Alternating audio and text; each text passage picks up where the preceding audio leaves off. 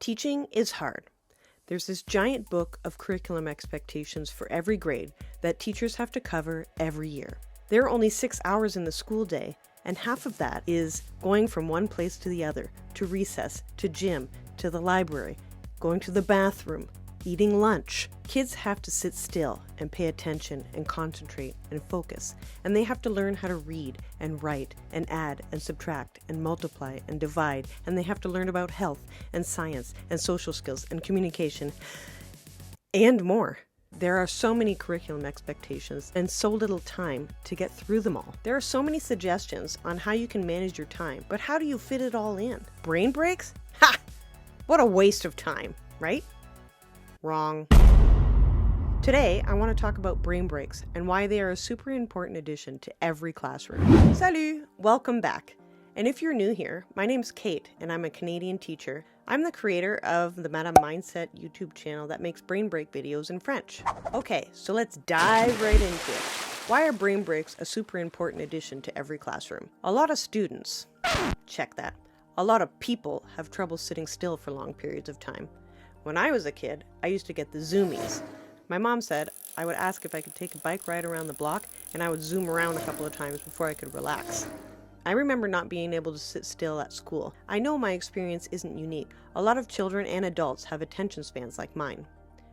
Research shows that people's ability to concentrate wanes at around 25 to 30 minutes. Younger children pay attention for even shorter periods of time. Students that are in first grade might only have a 5 to 7 minute attention span. This is my ideal simple formula in first grade. Keep in mind, I usually teach first or second grade. I can't always stick to my own formula because there's a lot of stuff going on at school on any given day. First, I'll have what I call a mini lesson, which might last between 7 to 20 minutes. Then I'll have a brain break that usually lasts between 5 to 7 minutes. If students need more time for a break or an activity with manipulatives, I'll give it to them because I know it will save me time in the long run. Research shows that brain breaks work. In general, every brain break should have a sensory or movement component, a time to breathe, where you slow your breathing down, and a time for hydration. All of these things improve concentration and focus. There's this thing called the primacy-recency effect. It says we remember more at the beginning of a lesson, primacy, as well as at the end of the lesson, recency. We retain less in the middle. The longer the lesson, the longer the period of time in the middle. More breaks equals more learning. And more breaks equals more time to process what you're learning. And isn't that what we want? So it only makes sense to have more brain breaks and shorter lessons. Everybody's brain needs a break. Brain breaks are not downtime. Frequent breaks can actually increase productivity as well as improve creativity and social skills. The fact is, people don't learn well without breaks. Another thing I want to emphasize is that in order for brain breaks to be more effective, it's important that the break be a true break from what you're learning. For example, if you're doing a lesson in math and your students need a break, you should play a game or do an activity that has nothing to do with math. You could play a language-based game, or you could do a movement break that has nothing to do with either of those two things. I like to put my brain breaks into a couple of different categories. My breaks aren't always planned out ahead of time. I often choose breaks based on how much time we have and the mood and the behavior of the students. Type 1 is what I like to call physical breaks, meaning that the students are engaging in moderate to vigorous physical activity.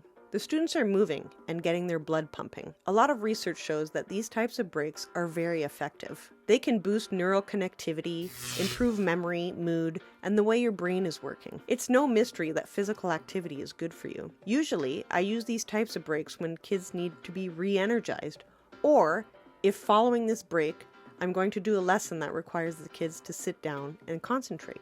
In a video I watched once, KWIK said, "As the body moves, the brain grooves," meaning when you're physically active, the connections in your brain deepen. Type 2, calming breaks. This is a type of break where kids are laying down, sitting, or doing light physical activity. Examples of the things I might do might be a mindfulness activity, a short yoga flow, or a time for coloring or drawing. I use relaxing breaks when I'm trying to help students refocus or come down from exciting or anxious moments. Allowing students time and space to think stimulates curiosity and creative thinking. Type 3, a sensory break. Giving the kids a chance to revitalize the 5 senses, or maybe even give them a change of scenery. This type of break can also help students when they need to refocus. Studies show that getting outside in nature and breathing fresh air is very beneficial. Doing an activity that wakes up their senses, like sound, touch, or taste, can reset their minds and spike their curiosity. Type 4, skill-based, meaning the kids can develop and learn a new skill. The brain gets a break when they have to concentrate on something different. It could be a movement activity, like patting your head and rubbing your belly. Ooh, I did it. Or it could be a skill like learning origami. Type 5, games. They can be structured games or they can be unstructured play like recess. You might choose a cooperative challenge where the kids have to work together to solve a problem. Usually, the emphasis here is for the game to be social. Giving time for kids to interact during the day can provide a plethora of benefits. I like to teach kids the importance of taking breaks. Why not talk to kids about the science of breaks and why you're doing them? Teach them that taking breaks frequently is healthy and helpful. Learn which kinds of breaks can help you refocus, which ones you can use to re-energize yourself, and how you decrease your stress or anxiety so that you can have fun or concentrate. Lastly, one of the most important parts of everyone's day should be enjoyment. Is everybody having fun? When dopamine is released in the brain, it creates feelings of pleasure. This feel-good neurotransmitter is an important part of establishing neural connections and learning. In the future, I'm going to make a video about my favorite brain breaks, and I'd love to hear what kind of examples you'd like to see. Now, what is the most important aspect of brain breaks that I'd like everybody to know? It's do them, and do them often, because they save you time. It's science. Breaks improve learning. Shorter lessons and more breaks improve learning and give you more time to process what you're learning. Exercise improves learning. Want your students to remember more about what happens in the school day? Want your students to be more focused? Want them to learn more? The easiest way to accomplish all of these things is to add more brain breaks in between your lessons. I promise you, in time, you will love them because you will notice a huge change in your students and maybe even in yourself. Fun does that to people. So that's it. That's why I think brain breaks are a super important addition to every classroom and why I add more breaks in between my lessons. Coming soon, I'll be making a video that's more vlog style about how I make mindset videos for Madame Mindset YouTube channel, and a video with examples of my favorite brain breaks. Thank you so much for watching. If you haven't already, click that like button and subscribe, and click the bell so you'll be notified every time a new video is posted. À la prochaine!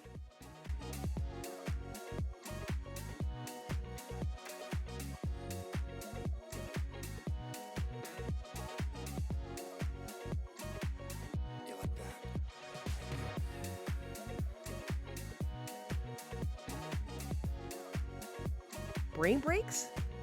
What a waste of time, right? Wrong. Wrong. Right? Right? Wrong. Huh? Right? Wrong.